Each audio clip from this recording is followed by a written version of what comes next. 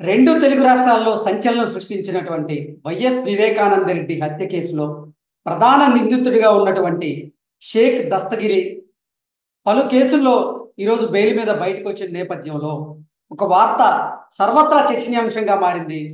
ఎన్నికల దగ్గర పడుతున్న నేపథ్యంలో దస్తగిరి మీద ఆంధ్రప్రదేశ్ ప్రభుత్వం మరే కేసు నమోదు చేసే అవకాశం ఉంది. అతను రిలీజ్ అయిన నేపథ్యంలో ఈ ప్రభావం రానున్న ఎన్నికల మీద ఉండే అవకాశం ఉందా లేదా అనే అంశానికి సంబంధించి మనతో మాట్లాడేందుకు ప్రముఖ మహిళా న్యాయవాది, ఆంధ్రప్రదేశ్ రాష్ట్ర జనసేన అధికార ప్రతినిధి రజనీ గారు మనతో ఉన్నారు. మేడంతో మాట్లాడు. రజనీ గారు నమస్తే అండి. నమస్తే అండి. మేడం, వైఎస్ వివేకానంద రెడ్డి హత్య కేసులో ప్రధాన నిందితుడిగా ఉన్నటువంటి దస్తగిరి, ఆయన మీద ఆంధ్రప్రదేశ్ ప్రభుత్వం పలు కేసులు నమోదు చేసింది. వాటికి గాను ఆయన 85 రోజుల పాటుగా కడప జైల్లో ఉన్నారు. ఈ రోజు ఆయనకి బెయిల్ వచ్చింది. ఈ నేపథ్యంలో రానున్న ఎన్నికల మీద అతను బయటకు వచ్చినటువంటి ప్రభావం ఉండే అవకాశం ఉందా అంటే ఏం చెప్తారు?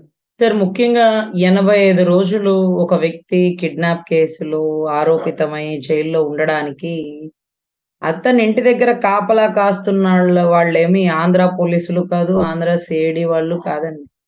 సిబిఐ పెట్టినటువంటి బందోబస్తు. ఆయన ప్రాణానికి రక్షణ లేదు అంటూ పిటిషన్ ద్వారా సిబిఐ ఇచ్చినటువంటి బందోబస్తు. మరి సిబిఐ బందోబస్తు ఇంటి గేటు బయట ఉంటే ఆయన ఎక్కడికి వెళ్తున్నా ప్రతి క్షణం ఆయన వెంటాడుతూ ఆయన ప్రాణానికి రక్షణ కల్పిస్తున్నటువంటి బందోబస్తు ఏదైతే, ఒక 2 కానిస్టేబుల్ ఉంటారా, ఇంకో గన్మెన్లు ఉంటారా, వీళ్ళందరినీ దాటి కిడ్నాప్ ఎలా చేశాడండి? వీళ్ళందరినీ తీసుకొని పోయి కిడ్నాప్ చేస్తే వీళ్ళేమన్నా సోజ్యం చూస్తున్నారా అండి? గేట్ బయట ఒకడుంటే మనం రోడ్డు మీద నడుచుకుంటూ వెళ్తే అతను మన వెనకాలే నడుస్తాడు. ఎందుకంటే నువ్వెక్కడికి వెళ్తే నేను అక్కడే ఉంటా. ఎందుకంటే నీ ప్రాణం పోయిందనుకో నా ఉద్యోగం పోతుంది. నువ్వు ఇంట్లోకి పోయినప్పుడు ఇంటి గేట్ బయట ఉంటా, నువ్వు ఎక్కడికి వెళ్తే నీతో పాటు అక్కడ ఉంటా అంటాడు. మరి అట్లా ఉండేవాడు ఎలా కిడ్నాప్ చేస్తారండి? ఈ మాటలన్నీ మీరు నేను మనం మాట్లాడుకునేవి కాదండి. దస్తగిరి భార్య చెప్తున్నాయి తెలివిగా. పులివెందల బిడ్డ తెలివిగా మాట్లాడుతున్న మాటలండి. అరే, బయట ఇంటి బయట సిబిఐ పోలీసు వాళ్ళని పెట్టి నా భర్త ఎట్లా చేసినాడు కిడ్నాప్, తప్పుడు కేసులు వేసి నా భర్త గొంతు నొక్కి లోపలేనికే కదా కావాలని వేసినారు అంటూ ఆ తల్లి ఇస్తున్నటువంటి ఆరోపణలు. ఇదంతా ఒక ఎత్తు అయితే వాళ్ళు చెప్తారట, సునీతమ్మ ఇదంతా చెప్పమనింది, అవినాష్ రెడ్డి పేరు సునీతమ్మ గండ్రగొడ్డలు పెట్టి నరికాడని చెప్పమనింది అంటూ దస్తగిరి భార్యని ప్రలోభ పెడుతున్నారట. మరి ఎవరో అప్పట్లో సాక్ష్యం చెప్తానన్న గంగాధర్ రెడ్డి గారు అనుమానాస్పద మృతి. ఏదైతే గౌరవ జగన్మోహన్ రెడ్డి గారు భారతి గారు లాంగ్ డ్రైవ్ చేసుకుని వచ్చినటువంటి డ్రైవర్ టప్ప కట్టేశాడు పాపం. కొద్ది గొప్ప సాక్ష్యానికి ఉపయోగపడతాడు అంటూ నేను ఒక పెద్ద టేబుల్ వేసి దాంట్లో ఇతను సాక్ష్యం అందరినీ నమోదు చేసుకుంటున్నానండి. ఆ నమోదులో కీలక సాక్షులు అన్నటువంటి వ్యక్తుల్లో ఈసీ గంగిరెడ్డి వైద్యో నారాయణ అంటూ డాక్టర్లు అబద్ధం చెప్పలేరు కాబట్టి నోరు తెరిచి నిజం చెప్తాడు. అతని ఫోన్ రికార్డ్స్, అతనికి సంబంధించి దగ్గరలో ఉండే ఫోన్స్, ఇవన్నీ కూడా అక్కడ ఏదైతే ప్రతి హాస్పిటల్ గేట్ బయట కెమెరా ఉంటది కదండి. ఏదైతే వివేకానంద రెడ్డి గారిని ఆ టైంలో ఎలా తీసుకెళ్లారు? డెడ్ బాడీకి కుట్లేయడం ఏంటండి బాబు? డెడ్ బాడీని వీళ్ళు ప్యాక్ చేయడం ఏంటండి బాబు? బాధలో ఉన్న వాళ్ళు దుప్పటి కప్పి బయట పడుకోబెడతారు. అదేంటో మరి ఒక్క దెబ్బ కూడా కనపడకుండా మొత్తం ప్యాక్ చేసి పడేశారు. అదేదో కరోనా ప్యాకింగ్ లాగా. సో అంత ప్యాకింగ్ లో ఉంటే మీకు నాకు ఆ తెలివితేటలు తట్టవు కానండి. గౌరవ జగన్మోహన్ రెడ్డి గారు ముఖ్యమంత్రి పోస్ట్ కి అన్ఫిట్, సిబిఐ పోస్ట్ కి ఫిట్ అని ఎలా చెప్పొచ్చు అంటే, ఒక పడుకున్న డెడ్ బాడీని చూసి దూరంగా చాలా లాంగ్ దూరంలో చూసి గొడ్డలితో నరికినారు, బలంగా గొడ్డలి పోట్లు వేసినారు, బాత్రూమ్ నుంచి ఈడ్చుకొచ్చి బెడ్రూమ్ లో పడేసి కిరాతకంగా చంపుతారా సిన్నాయిని అన్నాడు. ఒరే స్వామి, బాత్రూమ్ నుంచి లాక్కొచ్చినట్టు బెడ్రూమ్ లో వేసినట్టు అప్పటికి రక్తం అంతా కడిగేసుకారు కాబట్టి మీకు నాకు పాపం పులివెందుల ప్రజలకి తెలియదండి. జగన్మోహన్ రెడ్డి గారికి మాత్రమే తెలుసు. ఎందుకంటే ఆయన జగన్మాయలో ఏది జరిగిందో ఏది జరగబోతుందో సృష్టికర్త ఒక బ్రహ్మ అన్నట్టుగా ఆయన ఒక కథ చెప్పేస్తాడు. అదే కథని తవ్వి సిబిఐ వాళ్ళు 2 ఏళ్ళకి 3 ఏళ్ళకి పట్టుకున్నారండి. వీళ్ళు గొప్ప వాళ్ళ, మా ముఖ్యమంత్రి గొప్ప వాళ్ళ? సో అంత అవలీలుగా ఆవులిస్తే పేగులు లెక్క పెడతారా అంటే, ఆవులిస్తే పేగులు, ఎముకలు, బొయ్యకులు కూడా లెక్క పెట్టే సమర్థులండి మన గౌరవ ముఖ్యమంత్రి వారు. సో అటువంటి పరిస్థితుల్లో ఏదైతే దస్తగిరి, నేను సుపారీ తీసుకున్నాను, సుపారీ ఇచ్చింది అవినాష్ రెడ్డి గారు, దాన్ని సప్లై చేసింది భాస్కర్ రెడ్డి గారు, దేవిరెడ్డి శివశంకర్ రెడ్డి గారు ఒక ఆత్మ లాంటి వాడనమాట అవినాష్ రెడ్డికి. రక్తాన్ని పట్టుకొని రక్తం గ్రూప్ ఏంటో చెప్పగలడు అంటూ బీటెక్ రవి గారు ఒక ఏబిఎన్ ఇంటర్వ్యూలో విన్నానండి. అంత పెద్ద సమర్థకుడు. అన్ని మర్డర్ కేసులు అతని మీద కూడా ఉన్నాయంటూ ఏదో ఒక ఫ్యాక్షన్ బ్యాక్‌గ్రౌండ్ ఉంది. ఉమ్, సో, ఇటువంటి పరిస్థితుల్లో దస్తగిరి బయట ఉంటే ఇందాకేదో అన్నారు షేక్ దస్తగిరి అని. ఉమ్, బయట ఉంటే రాష్ట్రాన్ని పులివెందులని షేక్ చేసి పడేస్తున్నాడు. ఏబిఎన్ ఇంటర్వ్యూలో కూర్చుంటాడు, టీవీ5లో కూర్చుంటాడు, మీడియా యూట్యూబ్ ఛానెల్స్‌లో కూర్చుంటాడు. నాకు ఉమ్, ₹1,00,00,000 ఇచ్చారు. గొడ్డలు లెఫ్ట్ నుంచి నరికాను, రైట్ నుంచి నరికాను, పొట్టపేగులు బయటికి తీసావు, లేకపోతే మర్మాంగాలు కోసావంటే రక్తం ఉడికిపోతుందండి పులివెందులోళ్ళకి. ఒరేయ్ ఉమ్, నాయనా! నువ్వు బెయిల్ మీద బయటకొచ్చినప్పుడు ఓ ముద్ద అన్నం కూర వండుకొని తినాలి గానీ, ఈ ఈ ప్రయోగాలేంటి? ఈ మీడియా ముందు ఎక్స్‌పోజ్ ఏంటి? నువ్వేమన్నా రాజకీయ నాయకుడివి అనుకున్నావా? ఉమ్, ఏదో పేమెంట్ తీసుకొని పని చేసే ఒక నేరగాడివి.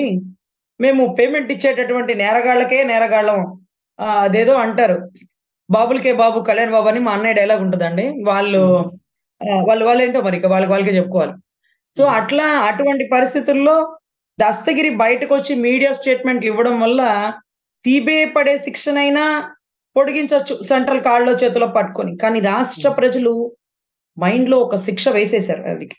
ఉమ్, ఈరోజు అన్ని ఫ్లెక్సీలు సిద్ధం, సిద్ధం, సిద్ధం అంటూ జగన్ ఇలా వేలు చూపిస్తే సిద్ధం అంటూ కొన్ని ఫ్లెక్సీలొచ్చినాయండి మన రాష్ట్రంలో అన్ని ఏరియాలో. ఏంటంటే సర్దుకొని వెళ్ళిపోవడానికి సిద్ధమయ్యాడా? ప్రజల తీర్పుకి సిద్ధమయ్యాడా? ఉమ్, ఇండియా టుడేలో ఇచ్చిన రిప్లై ఏంటో మనందరం చూసాం. ఉమ్, సో, ఇతను బయట ఉంటే శ్రేయస్కరం కాదు అంటూ లోపలేయడానికి ఏం చేయాలో అర్థం గాకుండా కిడ్నాప్ కేసులు పెట్టి 85 రోజులు లోపలేస్తే ఇతనితో పాటు కిడ్నాప్ చేశాడు అన్న అనుమానితులు ఎవరైతే ఉన్నారో వాళ్ళు 20, 30 రోజుల్లో బయటకొస్తే కానీ ఇతను మాత్రం 85 రోజులు పట్టినయి. ఇప్పుడు కూడా అనర్గళమైన ఆర్గ్యుమెంట్‌లు వినిపించిన తర్వాత కన్సర్న్ అడ్వొకేట్ అప్పుడు మాత్రమే బెయిల్ వచ్చిందండి. నాకు తెలిసి ఈ కిడ్నాప్ కేసులో సీబీఐ పోలీసుల పాత్ర గూడా ఉండాలి అని రాయాలి. ఎందుకంటే వాళ్ళకి చెప్పకుండా నేను ఎక్కడికి పోవడానికి లేదు కదా! వాళ్ళకి ఉమ్. చెప్పేదేముందిలే. ఇతను ఎక్కడికి పోతే అక్కడ వెనకాల ఫాలో అవుతూ ఉంటారు. మరి ఎలా జరిగింది ఘటన? సో, ఖచ్చితంగా ఈ షేక్ దస్తగిరి షేక్ చేయకుండా నోరు మూసుకొని ఇంట్లో ఉంటే బతకనిస్తారు. లేకపోతే గంగాధర్ రెడ్డి గారు, ఈసీ గంగిరెడ్డి గారు, కార్ డ్రైవరు, కనపడకుండా కొన్ని అనుమానితులు హ్మ్. వీళ్ళందరూ ఏ కోవలోకెళ్ళాడో ఆయన అదే కోవలోకి వెళ్తాడు. అవసరమా అండి? ఓకే. ప్రాణం రజనీ గారు అంటే విలువైంది. రజనీ గారు కిడ్నాప్ కేసులో ఈరోజు బెయిలొచ్చారు. బెయిలొచ్చింది బయటకొచ్చారాయన. ఇప్పుడు బయటకొచ్చి రానున్న ఎన్నికల్లో గనక ఆయన ప్రభావితం చేయగలిగితే మీరు చెప్పినట్టుగా అన్ని ఛానల్స్‌కి వివేకానంద రెడ్డి హత్య కేసులో ఏం జరిగిందని వాస్తవాలను గనక బయటపెడితే అది వైఎస్ఆర్‌సీపీ వాళ్ళకి నష్టంగా మారే అవకాశం ఉంది కాబట్టి దస్తగిరి మీద మరికొన్ని కేసులు నమోదు చేసేటువంటి అవకాశం ఉందా? ఆ ప్రయత్నం వైఎస్ఆర్‌సీపీ వాళ్ళు చేస్తారా? అంటే ఏం చెప్తారు? నాకర్థం కానిదేంటంటే నిన్నటి రోజు సీఐడీ విభాగంలో టీవీ5 సాంబశివరావు గారిని కూడా ఇంట్రాగేషన్ చేయడానికి గుంటూరు సీఐడీ కోర్ట్‌కి తీసుకొచ్చారండి. హ్మ్. తీసుకొచ్చినప్పుడు వారు చెప్పారు, "ఈ కేసు విషయాలు ఎక్కడా ప్రస్తావించకండి ఆయన్ని" అని. ఎక్కడన్నా మాట్లాడాల్సి వచ్చినప్పుడు అదొస్తే, "వద్దులే రజనీ గారు దాని గురించి ప్రస్తావించకండి. సీఐడీ వారిని మనం గౌరవిస్తున్నాం" అంటారు. హ్మ్.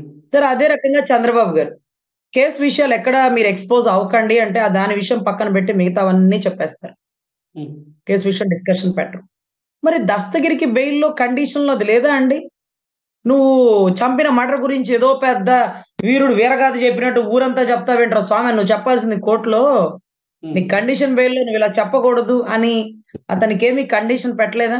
ఒకవేళ కండిషన్ పెట్టి ఉంటే కండిషన్ బ్రీచ్ చేస్తే అంటే కండిషన్‌ని బ్రేక్ చేస్తే మళ్ళీ బెయిల్ క్యాన్సెల్ అయిపోయే అవకాశం ఉండి మళ్ళీ సీబీఐకి దగ్గరికి వెళ్ళిపోతాడు కదా! హ్మ్. కానీ ఇంతవరకు సీబీఐ అతన్ని తిరిగి కస్టడీలోకి తీసుకోలేదు. బెయిల్ క్యాన్సెల్ చేయలేదు. అతను మీడియా ముందు ఇలా జరిగింది, అలా జరిగింది, 2 అడుగులేసాను, 5 అడుగులేసాను అంటే ఎవరేం మాట్లాడలేదు. హ్మ్. మరి అంటే న్యాయస్థానాలకు కూడా తప్పనిపించలేదు. కానీ గౌరవ జగన్మోహన్ రెడ్డి గారికి మాత్రం ఎందుకు దీన్ని విశ్లేషించాలి అని అన్నాడు. ఒరేయ్ స్వామి ఎలక్షన్‌కి ముందు 100 రోజులు డప్పు కొట్టి సిన్నాయిని చంపినారో, సిన్నాయిని చంపినారో, మా పరిస్థితి ఏంది? మా నాయన చావుకి కూడా అతనే కారణం అంటూ డప్పు కొడితే మేమందరం వినలా. అది వినే కదా మోసపోయి చచ్చి ఓట్లు టక టక టక టక గుద్దేసింది. హ్మ్. ఈరోజు దాని గురించి చెప్పాల్సినటువంటి ఆవశ్యకత ఉంది. ప్రజల్ని చైతన్యపరచాలి. ప్రజలు ఒక మాయలో ఉన్నాం. మాకొక మబ్బు కమ్మింది. హ్మ్. అది నీ మాయతో, నీ జగన్ మాయతో, కోడికత్తి మాయతో, నీ గొడ్డలిపోటు మాయతో అరెరెరెరె! పాపం రాజన్న బిడ్డరా! నరికినారా పాపం సిన్నాయన్ని. అరెరే! గాయం చేసినార్రా! అని ఒక రకమైన బాధలోకెళ్ళిపోయి పులివెందుల పులిబిడ్డలో పాపం ఒక ఒక ట్యాప్‌లోకి గురయ్యారు. ఇప్పుడు ఏదైతే దస్తగిరి మాటలు చెప్పిన మాటలు విని ఒరే రాజకీయం కోసం చేసిన అచ్చిరా బంగారం లాంటి చిన్నాయన కోల్పోయినామే. అయ్యయ్యో! వివేకానంద రెడ్డికి ఇట్టాంటి కర్మ వచ్చిందే. ఈళ్ళని వదిలేది లేదే అంటూ పులివెందులోళ్ళందరూ తిరగబడింది దేనికంటే సీబీఐ పెట్టిన కేసులకు కాదండి. దస్తగిరి ఇచ్చినటువంటి స్టేట్‌మెంట్ ఇన్ఫర్మేషన్. ఎందుకంటే చేసినోడే చెప్తున్నాడు. నేనే చేశాను. వాళ్ళు డబ్బులిస్తే చేశాను. వాళ్ళు చేయమంటే చేశాను. ఇంక అయిపోలా? పోలా? అదిరిపోలా? అనే పరిస్థితిలో ఉందండి రాష్ట్ర ప్రజల పరిస్థితి. సో, ఖచ్చితంగా ఏదైతే దస్తగిరి ఇటువంటి స్టేట్‌మెంట్‌లు ఇవ్వడం వల్ల జగన్ గారి ప్రభుత్వానికి మైనస్ అవుతుందో, దాన్ని కూడా ప్లస్ చేసుకోవడానికి దస్తగిరి భార్యని భయపెట్టి, ఇదిగో నీ మొగుడికి బెయిల్ కావాలంటే ఇదంతా సునీతమ్మే చేయమనిందని చెప్పు. సునీతమ్మే అవినాష్ రెడ్డి పేరు చెప్పమనిందని చెప్పు. మేమే డబ్బులిచ్చామని సునీతమ్మ చెప్పమనిందని చెప్పు అంటూ బెదిరిస్తే, ఇవాళ కాకపోతే రేపొస్తది బెయిలు. ఒక మాట మీద ఉన్నాక ఆ మాట మీదే ఉంటాం. తప్పో, ఒప్పో గతంలో జేసినాం. ఇప్పుడు మేమే తప్పులు చేయలేం. చెయ్యం కూడా. చేసిన తప్పుని చెప్పుకుంటే పోతది. మేమట్టే చెప్తాం అంటూ దస్తగిరి భార్య అడ్డం తిరిగితే, భార్యాభర్త ఒక్కటై ఈరోజు ప్రజల్ని చైతన్యపరుస్తూ, "మేము తప్పు చేసినాం. మమ్మల్ని క్షమించండి" అంటూ ఈరోజు మోకరిల్లిన పరిస్థితండి. సో, ఖచ్చితంగా ఏదైతే దస్తగిరి ప్రాణానికి రక్షణ లేదండి. ఎనీ టైమ్ దస్తగిరికి ఏదైనా జరగొచ్చు. కావాలని 85 రోజులు జైల్‌లో వేశారు. జైల్లోంచి బయటికొచ్చాక దస్తగిరి ఇంకొంచెం అగ్రెసివ్‌గా వాయిస్ బయటికొస్తే 8తో ఆగిపోయినటువంటి సీబీఐ 9, 10కి వెళ్ళిపోతుంది. 9లో ఎవరుంటారు? భర్త. 10లో ఎవరుంటారు? భార్య. లేదు 10లోనే భర్త, 9లోనే భార్య ఉండొచ్చు. ఎందుకంటే ఫోన్ లిఫ్ట్ చేసింది ఎవరు? మొట్టమొదటి వ్యక్తి భారతమ్మ. కింద జగన్ గారు మేనిఫెస్టో రూపకల్పనలో ఉన్నారు. దాంట్లో మన అజయ్ కల్లం బాస్ గారు ఉన్నారు పాపం. సో, అజయ్ కల్లం బాస్ గారు చెప్పిందేంటంటే, "అరె! మీటింగ్ జరుగుతా ఉంది. భారతమ్మ గారు కబురు చేసినారు. పైనుంచి జగన్ గారు చూసినారు, ఎళ్లారు. పైకెళ్ళి మాట్లాడుకొనొచ్చారు. Vivekananda Reddy is no more అన్నారు." ఇదంతా జరిగింది. అంటే ఫస్ట్ ఫోన్ లిఫ్ట్ చేసింది భారతి గారా? లేకపోతే భారతి గారు పీఏకి ఫోన్ చేసాడా? పీఏ ఆ టైంలో భారతి గారు తలుపు కొట్టి ఫోన్ ఇచ్చాడా? లేకపోతే పీఏకి కొంత విషయాన్నేమన్నా అవినాష్ రెడ్డి గారు ముందుగానే చెప్పారా?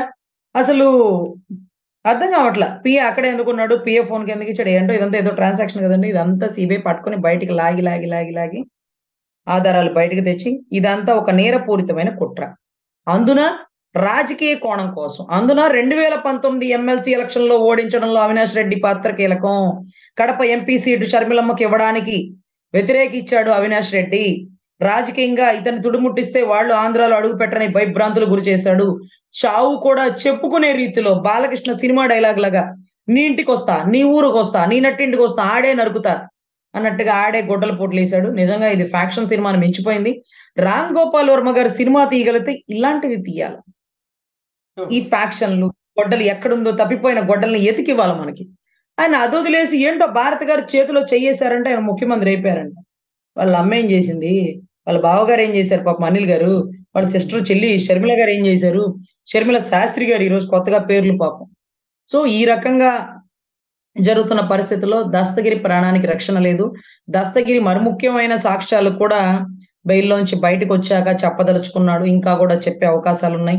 వాటిని ఆధారపూర్వకంగా గూడా నిరూపిస్తానంటూ స్టేట్‌మెంట్‌లు ఇస్తున్నాడు కాబట్టి ఖచ్చితంగా చూడాలి ఏం జరుగుతాయో పెను మార్పులు.